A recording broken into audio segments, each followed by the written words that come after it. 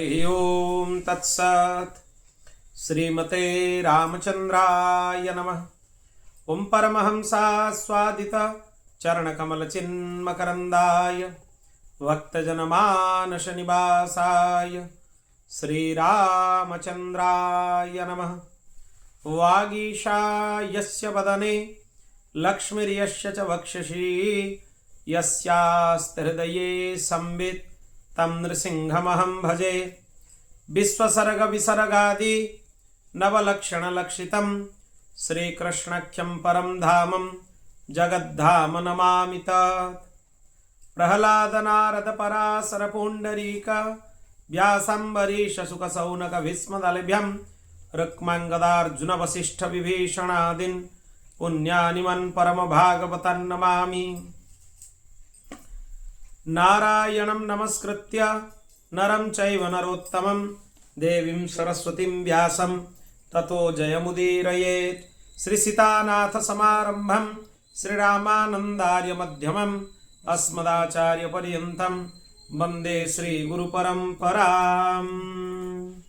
गोविंद जय जय गोपाल जय जय गोविंद जय जय गोपाल जय जय गोविंद जय जय गोपाल जय जय गोविंद जय जय गोपाल जय जय राधा रमण हरि गोविंद जय जय राधा रमण हरि गोविंद जय जय राधा रमण हरि गोविंद जय जय राधा रमण हरि गोविंद जय जय गोविंद जय जय गोपाल जय जय गोविंद जय जय गोपाल जय जय गोविंद जय जय गोपाल जय जय गोविंद जय जय गोपाल जय जय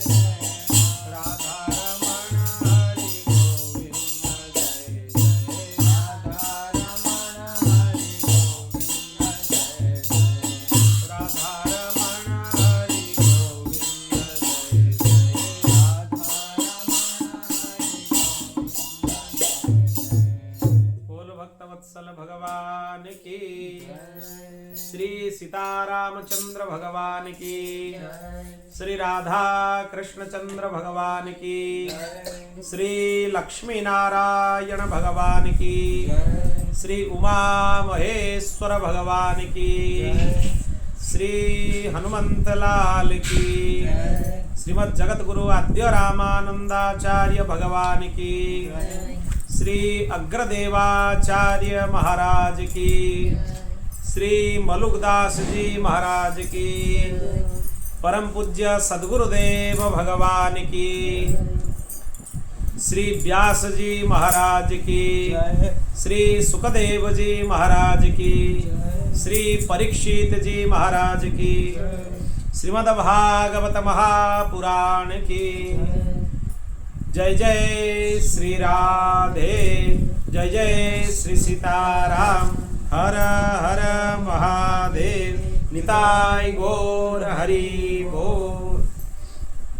अनंत कोटि ब्रह्मांड नायक भक्तवंशा कल्पतरु भक्तवत्सल शरणागत वत्सल निखिल हे अपत्यनीक अनंत कल्याण गुणगणल्य भगवान श्री हरि की महती कृपा करुणा से आज हम नवम दिवस के श्रीमद् भागवत कथा के सत्र में प्रवेश करेंगे।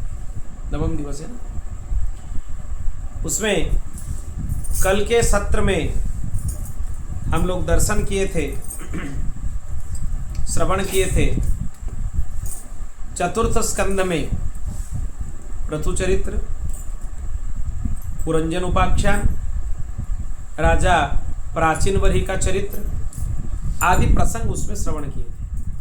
और उसमें भी श्रवण भक्ति का महात्म्य विशेष रूप से हम लोग श्रवण किए थे। भगवत कथा श्रवण ही सभी भक्ति में जितना भी स्तर है सबसे श्रेष्ठ है। जो भगवत प्राप्त महापुरुष हैं उनके लिए भी कथा सुनना होता है, जो प्रारंभिक साधक है उनके लिए भी कथा सुनना है, और जो साधन में लग चुके हैं उनके लिए भी कथा सुनना है, सभी अवस्था के लिए। और पता कैसे चलेगा कि साधन ठीक से चल रहा है? कथा में रुचि उत्पन्न होना चाहिए, तब पता चलेगा कि कथा में रुचि उत्पन्न हो रहा है, भगवत चरित्र श्रवण करने का मन हो रहा है, लालसा है मन में, तब पता चलेगा कि अपना साधन ठीक चल रहा है। जब भगवत कथा में रुचि उत्पन्न ना हो तब समझना चाहिए कि साधन में गड़बड़ है, और साधन भी गुरुमुखी होना चाहिए, मनमुखी नहीं। तब जाके थोड़े से साधन में भी कल्याण हो जाए। अगर बहुत ज्यादा साधन किया जा रहा है और वो गुरुमुखी नहीं है तो उसमें कल्याण में संदेह है। बोल भक्तवत्सल भगवान की। आज हम पंचम स्कंद से कथा का प्रारंभ करते हैं। प्रियव्रतो भागवत आत्मा राम कथम मुने गृहे रमत यन्मूलः कर्मबन्धः पराभवः। राजा परीक्षित सुखदेव जी महाराज को प्रश्न किए कि हे मुनि, महाराज प्रियव्रत तो बहुत बड़े भगवत भक्त थे, आत्मा राम थे, उनके गृहस्थाश्रम में रुचि कैसे उत्पन्न हुई? वो गृहस्थाश्रम में कैसे प्रवेश किए? और उनका चरित्र हमें विस्तार से बताइए। गृहस्थाश्रम में प्रवेश करने से और उसमें फंसने के कारण मनुष्य अपने स्वरूप की विस्मृति हो जाती है, मनुष्य को अपना स्वरूप भूल जाता है मनुष्य। फिर ये इतने आत्मज्ञानी होते हुए गृहस्थाश्रम में प्रवेश क्यों किए, उनके बारे में बताइए। जो पंचम स्कंद का क्रम है श्लोक का, वो गद्यात्मक श्लोक होते हैं। यहाँ इनका छंद अलग होता है। इससे पहले चतुर्थ स्कंद तक जो श्लोक है वो अनुष्टुप, त्रिष्टुप, बृहति, पंक्ति आदि भिन्न भिन्न छंदों से रचित है। सुखदेव जी महाराज वर्णन प्रारंभ किए। तुम्हारा कथन बहुत ठीक है, उचित है। जिनका कीर्ति बहुत पवित्र हो, जिनका चरित्र अत्यंत पवित्र हो, जो भगवान श्री हरि के चरण कमल के मकरंदों में निरंतर गुंजायमान होते रहते हैं।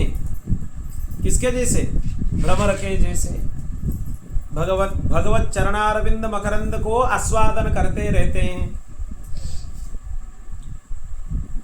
वो प्रायः अपने कल्याण मार्ग को कभी भी नहीं छोड़ते हैं। कल्याण मार्ग मतलब क्या है? भगवत भक्ति। भगवत भक्ति सबसे श्रेष्ठ है। भक्ति ज्ञान से भी श्रेष्ठ है, भक्ति कर्म से भी श्रेष्ठ है, और सबसे श्रेष्ठ है भक्ति। इसीलिए जो भगवत भक्त हैं वो निरंतर भक्ति का ही आदर करते रहते हैं।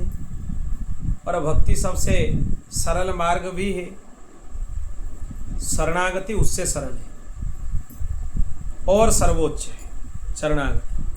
भक्ति में भी इतना रहता है कि यह करना है, शरणागति में यह भी नहीं रहता कि हमें कुछ करना है, कुछ नहीं करना है। भगवान के भरोसे, भगवत संबंध से सब कुछ हो जाता है, अपने आप हो जाता है। प्रियव्रत नारद जी के चरणों में सेवा करने से उनको परमार्थ तत्व का बोध हो गया। यह भी एक प्रश्न है कि प्रियव्रत जी को भगवत तत्व बोध कैसे हुआ? नारद जी के चरण कमलों की सेवा से। बिना संत कृपा से किसी को भगवत भक्ति मिल नहीं सकती। भगवत भक्ति कोई सामान नहीं है कि कहीं से खरीद लो या कहीं से प्राप्त कर लो। भगवत भक्ति भगवत चरणारविंद में अनुरक्त संतों की कृपा से ही प्राप्त हो सकते हैं। संतों की कृपा इसमें जरूरी है। और उनको अपने पिता स्वयंभु मनु आज्ञा दिए कि तुम अपने परिवार का विस्तार करो, गृहस्थाश्रम में प्रवेश करो। तब तक वो अपने इंद्रिय क्रिया सब कुछ भगवान के चरणों में समर्पण कर चुके थे, पर पिता की आज्ञा का उल्लंघन ना करते हुए वो उनके आज्ञा को पालन करने के लिए स्वीकार कर लिए। यहाँ पे और एक चीज है, आज्ञा पालन के बारे में बहुत सारे चीज ऐसे आता है कि हमें सबका आज्ञा पालन करना चाहिए, पर अपने माता पिता अगर शास्त्र के विरुद्ध आज्ञा दे तो उसका पालन करना चाहिए कि नहीं, यह भी एक प्रश्न है। बहुत सारे पिता माता भगवत भक्त नहीं है, वो विमुख है, उनके बच्चे बहुत बड़े बड़े भक्त हैं। उस क्षेत्र में क्या करना चाहिए? पिता माता की आज्ञा का उल्लंघन होने से वो अच्छा नहीं माना जाता है, यह एक चीज है। दूसरा चीज है, जो भगवत भक्त है वो भक्ति मार्ग में, शरणागति मार्ग में शास्त्र का सिद्धांत का उल्लंघन नहीं कर सकता है। उसमें क्या करना चाहिए, ध्यान से सुनिए। साधारण धर्म यही है कि पिता माता का वचन का पालन करना चाहिए, आज्ञा पालन करना चाहिए, ये साधारण धर्म है। पर विशेष धर्म क्या है, भागवत धर्म क्या है? जो चीज भगवत अनुकूल ना हो उसका कभी भी पालन नहीं करना चाहिए, कोई भी आज्ञा दे। अगर कोई सामर्थ्यशाली महापुरुष आज्ञा दे तो पालन किया जा सकता है। हमें यह पता होना चाहिए कि जो हमें आज्ञा दे रहे हैं वो संपूर्ण शास्त्रीय है, उनका जीवन, वो शास्त्र के विरुद्ध आज्ञा नहीं दे सकते, या वो किसी के लिए अहित करने का आज्ञा नहीं दे सकते हैं, तब आज्ञा का पालन किया जा सकता। अगर गुरुजन का भी आज्ञा भक्त के विमुख के लिए, भक्त से विमुख हो, भगवत भक्ति से विमुख हो, दूर से ही प्रणाम कर लेना चाहिए। और गोस्वामी जी का सिद्धांत वहां पे लगाना चाहिए, जाके न प्रिय राम वैदेही तजियताहि कोटि वैरी सम यद्यपि परम सनेही। जाके न प्रिय राम वैदेही। गोस्वामी जी विनय पत्रिका में बताए, जिनको भगवान प्रिय नहीं है उनको करोड़ों शत्रुओं के जैसे परित्याग कर देना चाहिए। खाली परित्याग नहीं करना चाहिए, एक शत्रु के जैसे परित्याग नहीं करना चाहिए। तजियताहि कोटि वैरीशम यद्यपि परम स्नेही। यद्यपि वो अपने संबंध से आपका बहुत स्नेहवान हो, बहुत आदरणीय हो आपके लिए, पर जो भगवान का नहीं है, भगवत सिद्धांत से विमुख चल रहा है, उसको करोड़ों शत्रुओं के जैसे उसका परित्याग ही कर देना चाहिए, नहीं सुनना चाहिए उसका। कोई पाप नहीं लगेगा उसमें, बिल्कुल नहीं लगेगा। पाप उसी में लगेगा जो भगवत जन है, उनके आज्ञा का उल्लंघन हो जाए तो पाप लगेगा। जो चीज शास्त्र के सर्वथा विरुद्ध हो, जो चीज भगवत भक्ति के मार्ग से सर्वदा विरुद्ध हो, जो चीज भक्ति के सिद्धांत से सर्वदा विरुद्ध हो, उसका पालन कभी भी करना नहीं चाहिए, कोई भी हो। क्योंकि माता पिता इस जन्म के लिए, भक्ति के विरुद्ध आचरण करने से हमारा जन्म जन्मांतर खराब हो जाएगा। इसीलिए बहुत विवेक पूर्वक उसका पालन करना चाहिए। बोल भक्तवत्सल भगवान की। परशुराम जी को जमदग्नि जी आज्ञा दिए, अपने माता का सिर काट दो, ये शास्त्र विरुद्ध है। पर परशुराम जी को यह पता है कि जमदग्नि साधारण महापुरुष नहीं है, वो सामर्थ्यवान महापुरुष हैं। तब परशुराम जी अपने माता के सिर काट दिए। फिर जब जमदग्नि जी बोले कि तुम मेरे आज्ञा का पालन किए, अपने भ्राताओं का भी मस्तक अलग कर दिए, माता जी का भी मस्तक अलग कर दिए, अब कुछ वरदान तुम हमसे मांगो। फिर परशुराम जी यह मांगे कि हमारे माता और भ्राताओं को जीवित कर दो, और उनको पता भी ना चले कि हमसे इनका मस्तक काटा गया था, वो नींद से उठने के जैसे उठ जाएं। उठ गए वो लोग, कुछ नहीं पता चला। परशुराम जी वहां पे आज्ञा पालन करने में उनको अपराध नहीं लगेगा। क्यों नहीं लगेगा? क्योंकि जो जमदग्नि मुनि है वो सर्व सामर्थ्यवान है। पर हमें विचार करना चाहिए, हमें आज्ञा देने वाला क्या सर्व सामर्थ्यवान है? क्या त्रिकालदर्शी है? तो कैसे उनका आज्ञा फिर पालन किया जा सके? ऐसे भी नहीं कि उनसे सीधा ही बैर ले लो, कुछ नहीं बोलना है, शांत रहो, अपने आप भजन करो और कुछ नहीं करना। यही आज्ञा शास्त्रों का है। स्वयंभू मनु की आज्ञा प्रियव्रत जी क्यों पालन किए? क्योंकि स्वयंभू मनु वो सामर्थ्यवान है, स्वयं संपन्न है। और एक बात विलक्षण है, स्वयं मनु जी भगवत विभूति है, कोई साधारण महापुरुष नहीं है। मनु संहिता जैसे ग्रंथ के रचनाकार, उनको साधारण मान सकते हैं क्या?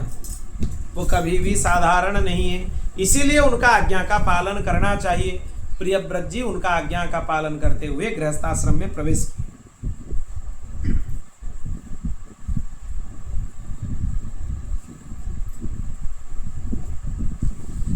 प्रियव्रत जी गृहस्थाश्रम में प्रवेश किए, सबका आज्ञा शिरोधार्य किए और आगे उनका वंश का विस्तार भी होता गया। वो किनसे विवाह किए? प्रजापति विश्वकर्मा की पुत्री बहिर्ष्मति से विवाह किए। ये विश्वकर्मा की पुत्री है। प्रियव्रत जी का विवाह इन्हीं से ही हुआ। उनके 10 पुत्र हुए। कौन कौन है उनमें? आग्निध्र, इध्मजिह्व, यज्ञबाहु, महावीर, हिरण्यरेता, घृतपृष्ठ, सवन, मेधातिथि, वितिहोत्र और कवि। और ये जितने भी नाम हैं ये सब अग्नि के नाम हैं। मतलब उनके पुत्र के रूप में अग्नि ही प्रकट हुए। ये सब अग्नि का नाम है।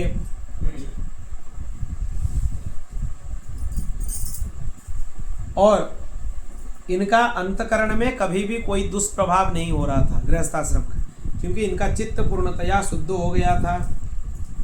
इनकी दूसरी भार्या से 3 पुत्र हुए।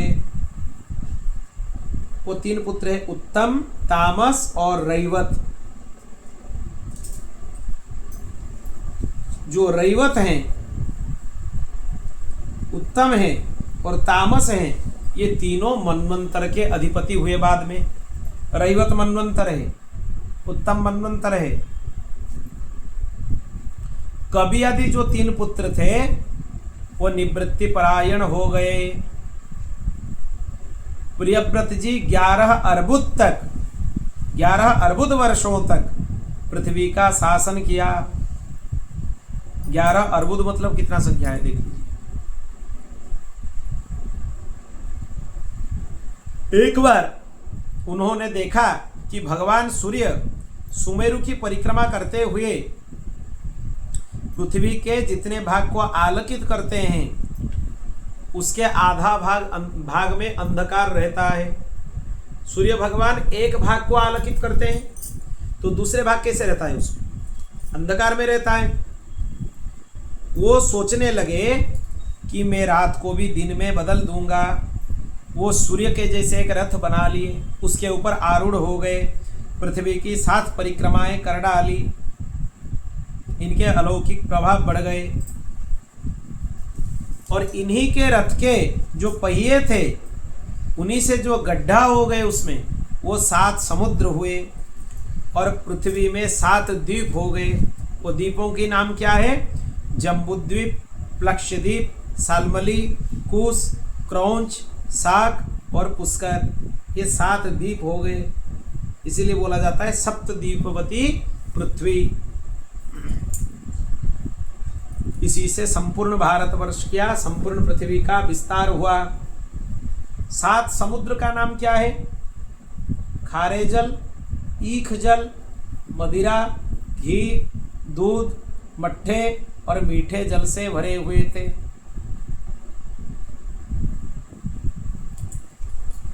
इनमें एक एक क्रमश अलग अलग 7 द्वीपों के बाहर घेरकर स्थित थे। प्रियव्रत ने अपने पुत्रों को एक एक द्वीपों की राजा बना दिए। 7 रह गए थे क्योंकि 3 अलग हो गए थे उनमें से। और उन्होंने अपनी कन्या ऊर्जस्वती को शुक्राचार्य के साथ विवाह कराया। शुक्राचार्य जी से देवजानी का जन्म हुआ। देवजानी शुक्राचार्य जी का पुत्री है, उसी परंपरा में। इन्होंने मन के सहित 6 इंद्रियों को जीत लिया, उनके ऊपर विजय प्राप्त हो गए। इसी प्रकार प्रियव्रत जी देवर्षि नारद के श्री चरणों में जाकर बहुत सुंदर सुंदर प्रश्न करने लगे। भगवत संबंध में, भगवत कथा के बारे में अच्छा अच्छा बात पूछने लगे।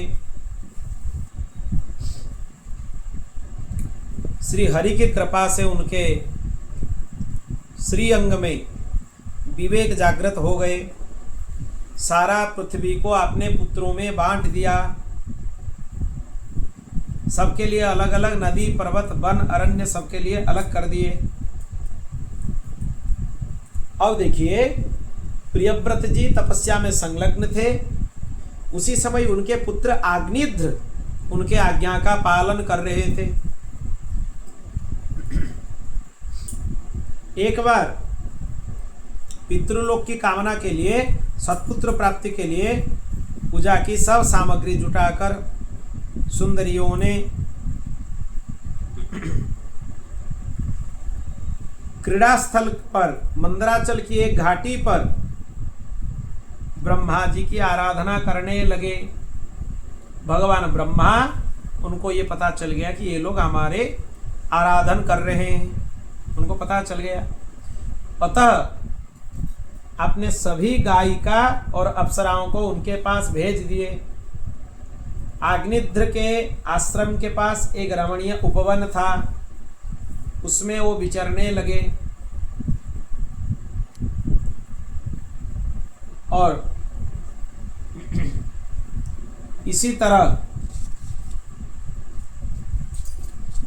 उनके ब्रह्मा जी के संकल्प से बहुत सारे अप्सराएं प्रकट हो गई और उपवन में घूमने लगी।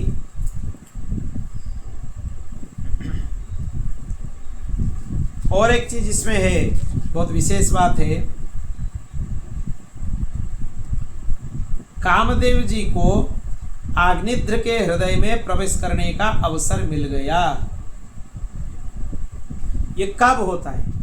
जब संसार के भोग के प्रति अपने मन में अत्यंत लालसा उत्पन्न हो जाए, किसी के मतलब शरीर में लालसा ज्यादा हो जाए, तब वो स्थिति में, जब संसार के अलावा उसको कुछ भी नहीं दिख रहा है, पागल हो जाते हैं लोग, पूरा पागल हो जाते हैं। अगर लोगों को ठीक से आप लोग देखें, जो संसार में रत हैं, संसार के अलावा उनको कुछ सूझता ही नहीं है, वो पागल के जैसे व्यवहार करने लगते हैं, पूरा पागल के जैसे व्यवहार। उनको कोई किसी भी चीज में समझा नहीं सकता।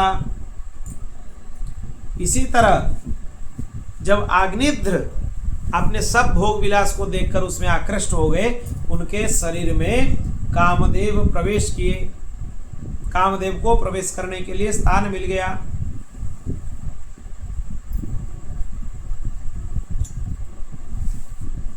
अब देखो,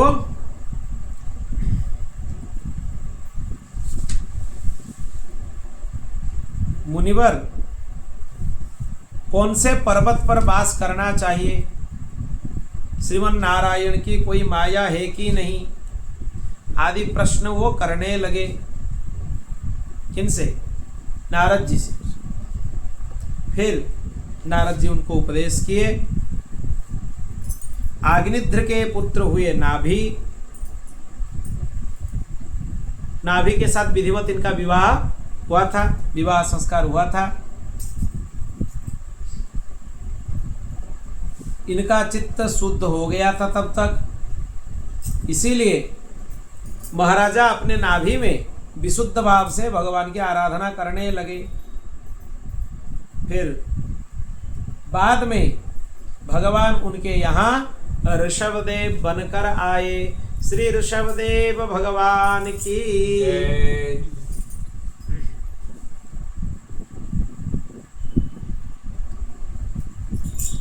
अब देखिए, भगवान अगर अपने मूल स्वरूप में दर्शन देते हैं तो उनमें कितने सारे आयुधों हैं, बहुत सारे आयुध है उनमें। वो अष्टभुज विष्णु के, महाविष्णु के रूप में दर्शन देते हैं, वो उनका परब्रह्म स्वरूप है।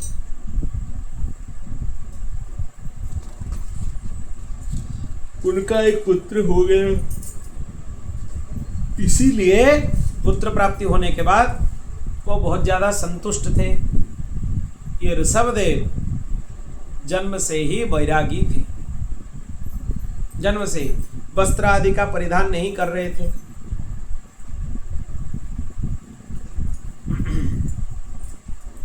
अब देखिए, ऋषभदेव, बोलो भक्तवत्सल भगवान की। उनको उदासीन मार्ग का मुख्य कहा जाता है। किनको? ऋषभदेव जी। कुछ कुछ लोगों के यह भी मानता है कि स्वयं ऋषभदेव जी जो जैन धर्म के महापुरुष होते हैं, उनमें उनके प्रधान महापुरुष तो यही हैं। इनके अनुकरण करते हुए जैन धर्म की संस्थापना हुई, मूल यही है। यह भी बहुत लोगों की मानना है।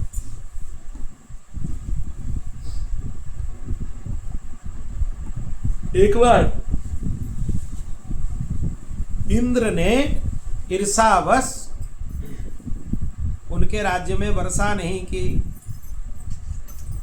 तो ऋषभदेव जी क्या किए? इंद्र के ऊपर हंसने लगे कि इतना ही सामर्थ्य है तुम्हारा। तब योग बल से वो जल आदि का उत्पन्न कर दिए, योग बल से, दूसरे कोई साधन की आवश्यकता नहीं हुई उनके।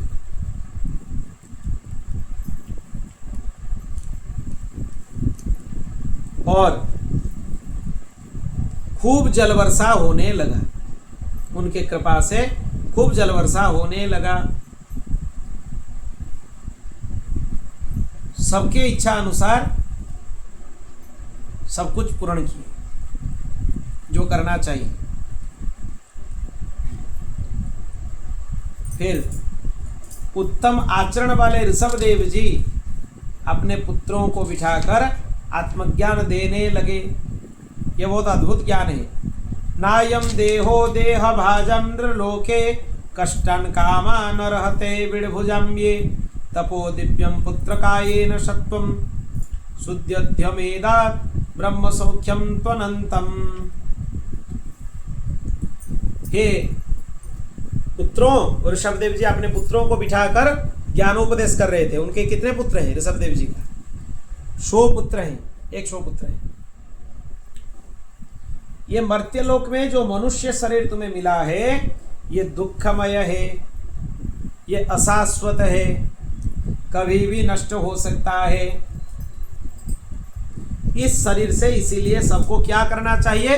तप का आचरण करना चाहिए, तप सभी को करना चाहिए।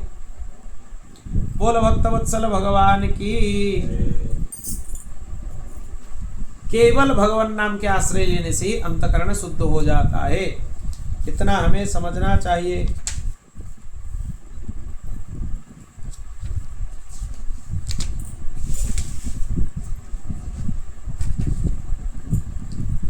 अब देखिए आगे, महाराजा प्रियव्रत जी के चरित्र पूरा हुए। यहाँ पे ऋषभदेव जी अपने पुत्रों को एक बहुत अच्छा ज्ञान दे रहे थे, उसको थोड़ा आप लोग सुन लीजिए। उस श्लोक छूट गया था, उसको हम बोल देते हैं, ध्यान से सुनिए। बोल भक्तवत्सल भगवान की।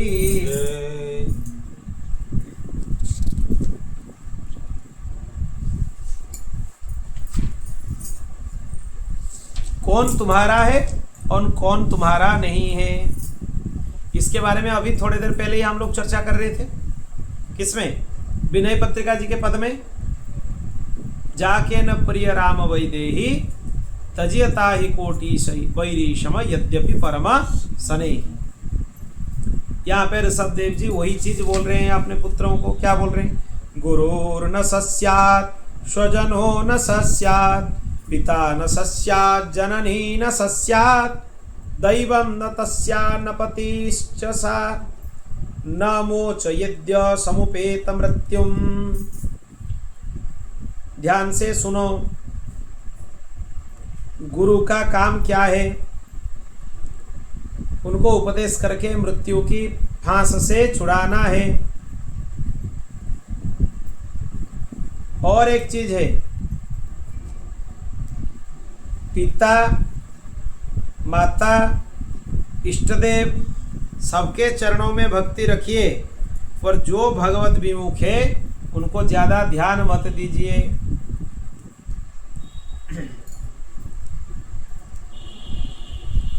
बोल भक्तवत्सल भगवान की। यहाँ पे पूछा जा सकता है कौन किसका त्याग किया है पूर्व काल में, बताइए किसने किसका त्याग किया? विभीषण जी ने अपने भ्राता का त्याग किया। और किसने किसका त्याग किया? प्रहलाद जी अपने पिता का त्याग किए। सब लोगों ने अपना अपना त्याग किए हैं। उसमें बलि किसको त्याग किया? अपने गुरुदेव को त्याग किया, क्योंकि गुरुदेव भगवत विरुद्ध बता रहे थे, इसलिए भगवत उनको गुरुदेव को त्याग किए। ऐसे बहुत सारा प्रसंग इसमें आता है कौन किसको त्याग किए। बोल भक्तवत्सल भगवान की। वो माता माता नहीं है जो भगवान से अलग कराती है, वो पिता पिता नहीं है जो भगवान से अलग कराते हैं, वो गुरु गुरु नहीं है जो भगवान से अलग कराता है। यही बात समझना चाहिए। फिर ऋषभदेव जी एक अरण्य के अंदर भ्रमण कर रहे थे, उसमें आग लग गया दावानल से, वो अपने शरीर को छोड़ दिए। वो अवधूत अवस्था में रहते थे। उनके जो ज्येष्ठ पुत्र हैं भरत जी, ये भरत जी फिर राजा बन गए। इनको पृथ्वी की रक्षा के लिए नियुक्त करना चाहिए।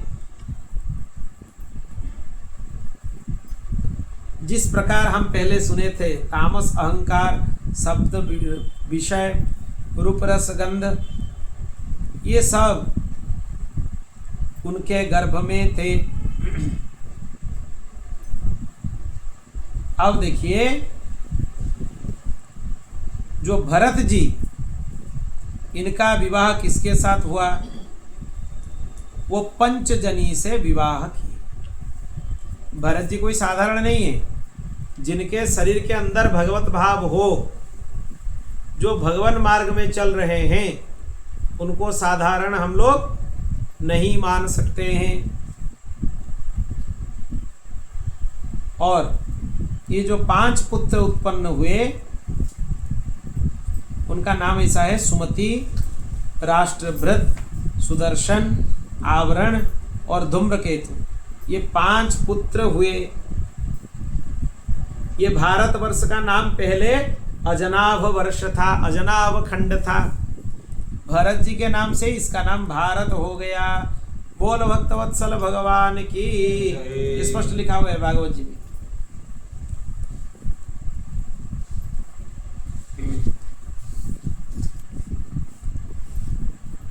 इसी तरह संपूर्ण जो आराधन पद्धति है वो पूर्णतया सात्विक होना चाहिए, पूर्णतया। इसको आधा अधूरा इसे नहीं किया जा सकता है, और कुछ फायदा भी नहीं होगा। भरत जी जब एक दिन, उनके बारे में जो वर्णन किया गया है यहाँ पे, इसीलिए बोला जा रहा है भरत जी के बारे में, उन्हीं से ही भागवत जी की भी संपत्ति है। भागवत धर्म की बहुत सारे सीख उनसे लेना है। एक दिन एक मृग शावक फंस गया, फांदे में फंस गया, और ये क्या किए, शिकार खेलने के लिए गए थे। उस अवस्था में उसको क्या किए, बचाकर रख लिए। फिर जब उनके पास वो मृग के साथ उनको क्या हो गया, मोह हो गया, उसको एक क्षण के लिए भी अपने से अलग नहीं कर पाए। फिर अंतिम समय में यह हुआ, उनको भगवत स्मृति ना बनी। किसकी स्मृति बनने लगी? भगवत स्मृति उनसे अलग हो गए, भगवत स्मृति ही उनसे ना बनी। जब भगवत स्मृति ना हो, भगवत कथा ना हो, हमारा अधोपतन निश्चित है। इसको समझ लेना चाहिए। भगवत कथा से विमुक्त हुए मतलब अंतःकरण अशुद्ध होगा ही होगा। बोल भक्तवत्सल भगवान की। फिर भरत जी मृग शावक को झूरते हुए, उसको याद करते हुए अपने शरीर का त्याग कर दिए। तब उनको मृग योनि में जन्म लेने का सौभाग्य मिला। जब राजा भरत अनशन व्रत के द्वारा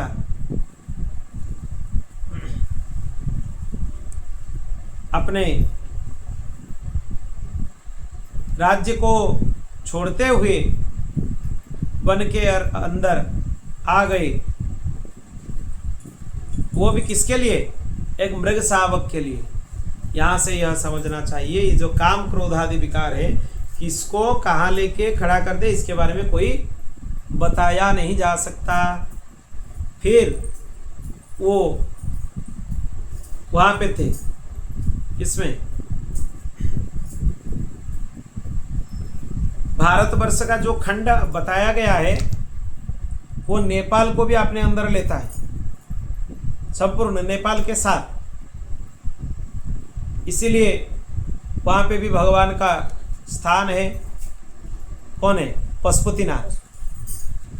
और वहां पे ही भरत जी के आज्ञा से, मतलब भरत जी अपने महापुरुषों की आज्ञा से वो क्या किए? मृग जन्म लाभ किए, मृग बन गए। वो जो पानी के अंदर खड़े होते थे और जो पत्ता सूख कर नीचे गिर जाता है, उसी को ही आहार के रूप में ग्रहण कर रहे थे, दूसरे कुछ खा नहीं रहे थे।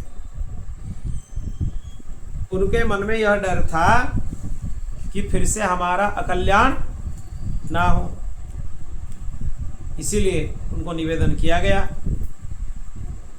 पर निवेदन करने के बाद भी महाराज जी स्वीकार नहीं किए। अब देखो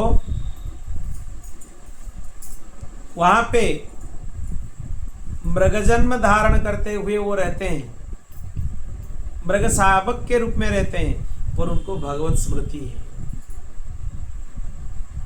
भगवान की स्मृति है।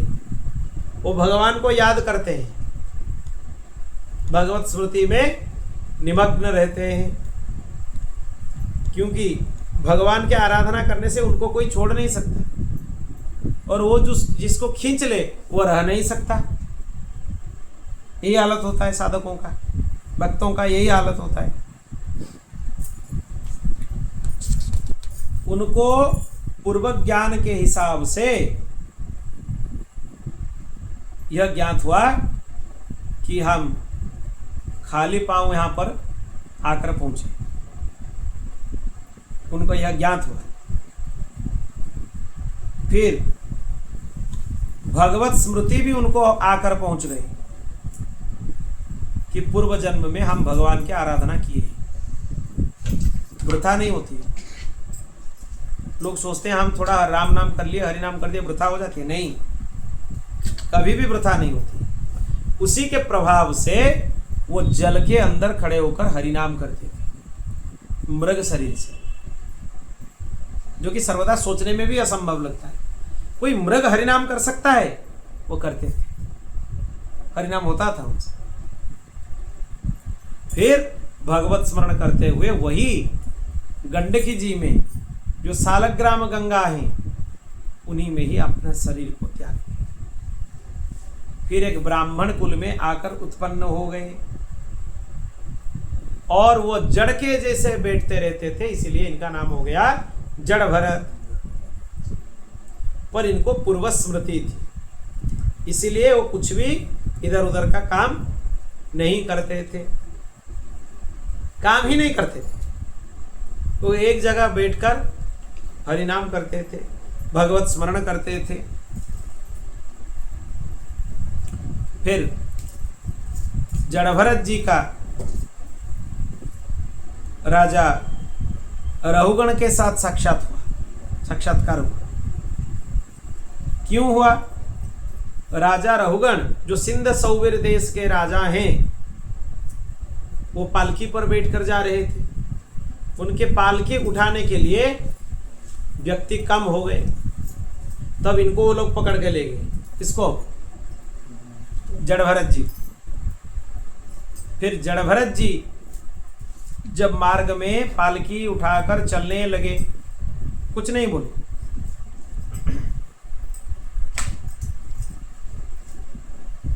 वहां पे मार्ग में अगर कोई चींटी आ जाए, कोई जीव जंतु आ जाए, तो उसको वो छलांग लगाकर पार होके जा रहे।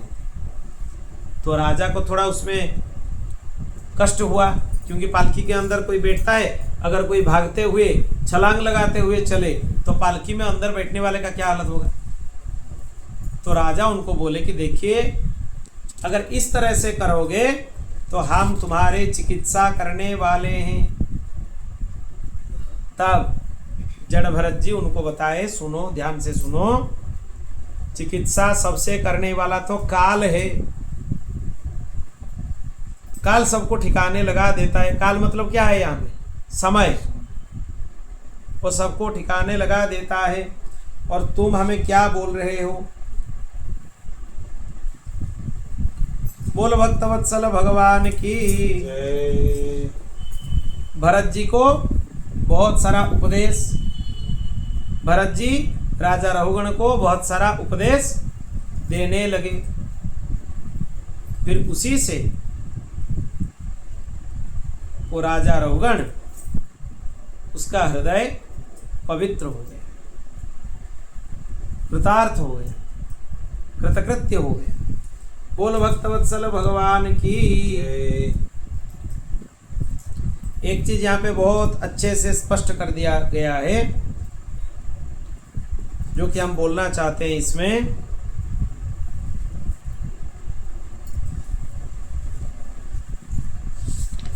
रहुगण के लिए भरत जी बोल रहे हैं, तुम कुछ भी कर लो, जब तक महत्पादाश्रय ग्रहण नहीं किए हो, महापुरुष के श्री चरणों में बैठकर अध्ययन नहीं किए हो, महापुरुष के श्री चरणों में बैठकर कृपा पात्र नहीं हुए हो, तब तक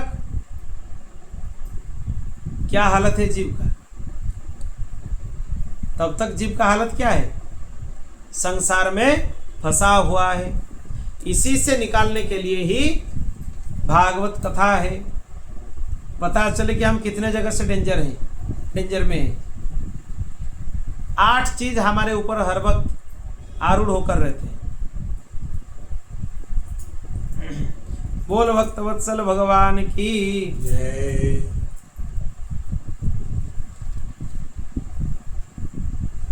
और एक चीज वो बोले, उस श्लोक को ही हम ढूंढ रहे हैं। रहुगण ये न तपसा न यात, कितने नंबर का श्लोक है वो?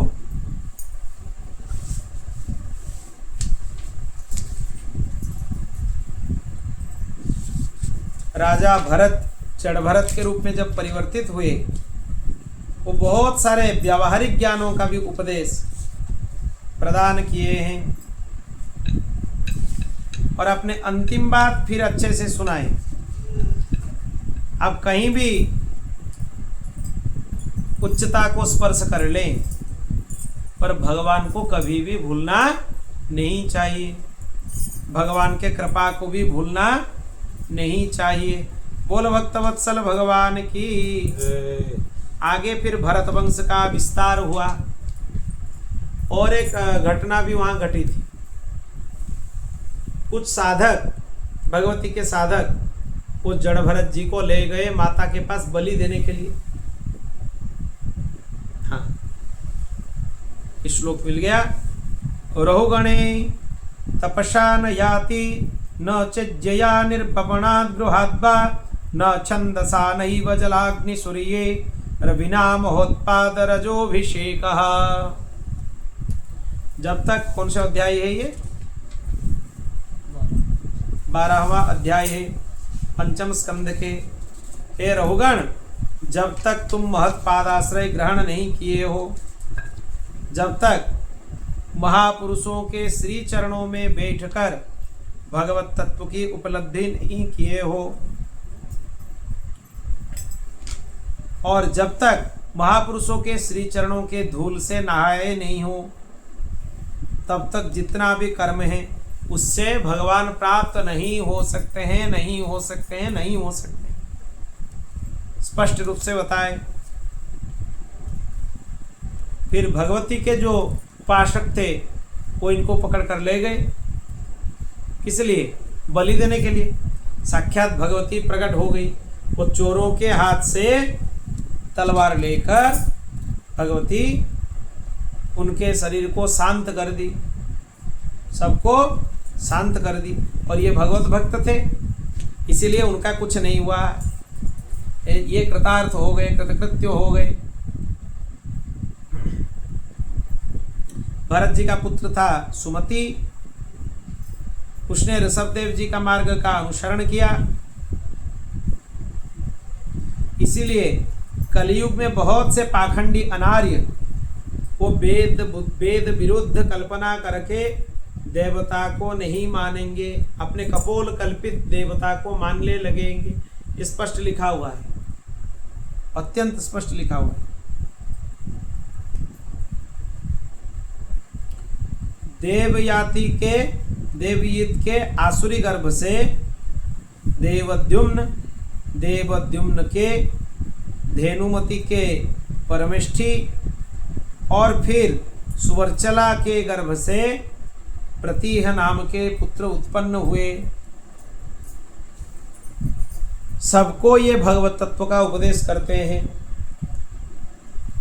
और भगवत तत्व श्रवण करते हुए अपने चित्त भी क्या होता है? शांत हो जाता है, अद्भुत स्तर को प्राप्त करता है। हम 8 चीजों से घिरे हुए हैं। क्या है वो 8 चीज? भूमि रापो नलो वायु खंगमनो बुद्धिरेव च अहंकारम इति यम्मे भिन्ना प्रकृतिरष्टधा। प्रकृति 8 प्रकार से है।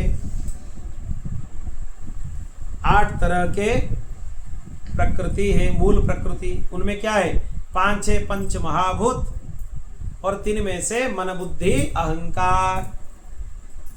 ये 8 हमें नियंत्रित करके रखते हैं। फिर आगे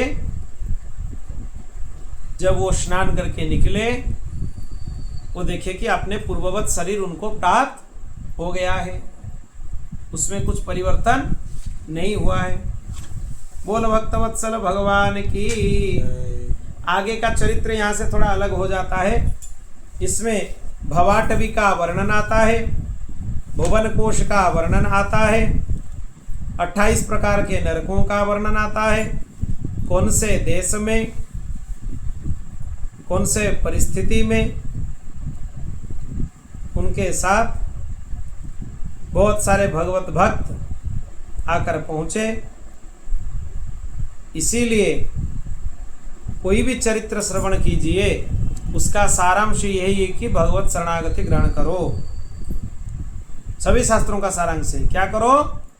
भगवत शरणागति ग्रहण करो। यहीं पे कथा को आज विराम देते हैं। कल यहाँ पे 16 अध्याय से कथा का प्रारंभ होने जा रहा है। बोल भक्तवत्सल भगवान की। इससे कल भूगोल खगोल का वर्णन इससे ही हम लोग प्रारंभ करेंगे। गोविंद जय जय गोपाल जय जय गोविंद जय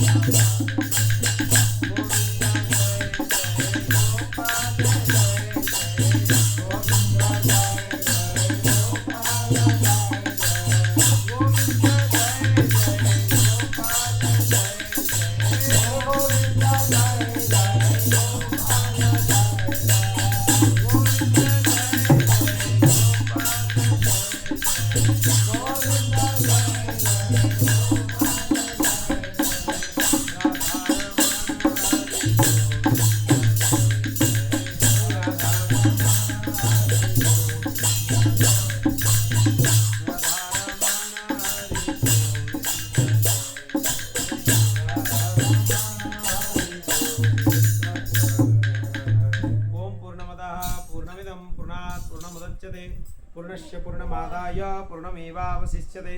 हरि ओम शांति शांति शांति। श्री कृष्णार्पणमस्तु।